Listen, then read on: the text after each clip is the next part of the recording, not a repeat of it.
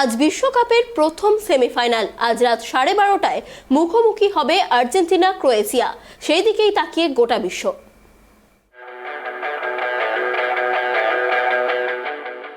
বিশ্বকাপে ছোট দল কিংবা বড় দল বলে কিছু হয় না, অন্তত কাতার বিশ্বকাপের এতটা পথ তাই বলছে।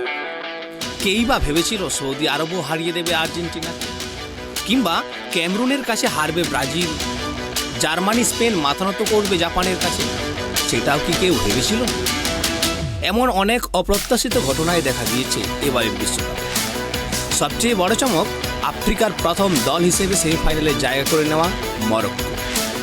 তাদের সামনে এবার ফাইনাল চমক দেওয়ার পালা। মরক্কোকে আরও একটা দিন অপেক্ষা করতে হবে। কাতার বিশ্বকাপের সেমিফাইনালে আজ মুখোমুখি আর্জেন্টিনা ও ক্রোয়েশিয়া। মাঝমাঠ বনাম মেসি নাকি গোলকিপার ডমিনিক লিকোভিচ বনাম আর্জেন্টিনা? মরুদেশে একাই পথ চলা শুরু হয়েছিল লিওনেল মেসি, আর্জেন্টিনার স্বপ্নের সওদাগর। বিশ্বকাপ অভিযানে প্রথম ম্যাচে মাথা নত করে মাঠ ছাড়তে হয়েছিল। অনবদ্য প্রত্যাবর্তনে মাথা উঁচু করেছে শুধু মেসিই নন, পুরো আর্জেন্টিনা দল। এখন আর পিছন ফিরে তাকানোর সুযোগ নেই। শুধু আর্জেন্টিনায় নয়, সারা বিশ্বের আর্জেন্টিনা এবং লিও মেসির সমর্থকরা আশায় বুক বাঁধছে ম্যাজিশিয়ান মেসির হাতে বিশ্বকাপের ট্রফি দেখবেন বলে। কাজটা একেবারেই সহজ নয়। গ্র্যান্ড ফিনাল অবধি পৌঁছতে ক্রোয়েশিয়ার চ্যালেঞ্জ পেরোতে হবে। বিশেষ করে ভুললে চলবে না ক্রোয়েশিয়া মাঝমাঠ এবং গোলকিপার ডমিনিক লিকোভিচের কথা। তবে আর্জেন্টিনা শিবিরে একটা নামই যেন সব বাধা পেরোনোর শক্তি যোগাচ্ছে। কার্ড সমস্যায় সেমিফাইনাল মার্কোস আকুনা এবং গঞ্জালো মন্টিয়ালকে পাবে না আর্জেন্টিনা। আকুনার পরিবর্তে নিকোলাস তাগলিয়াফিকো একাদশে ঢুকবে। রড্রিগো ডি পল গত ম্যাচে খেলেছেন। ডি মারিয়া পরিবর্তন হিসেবে নেমেছিলেন।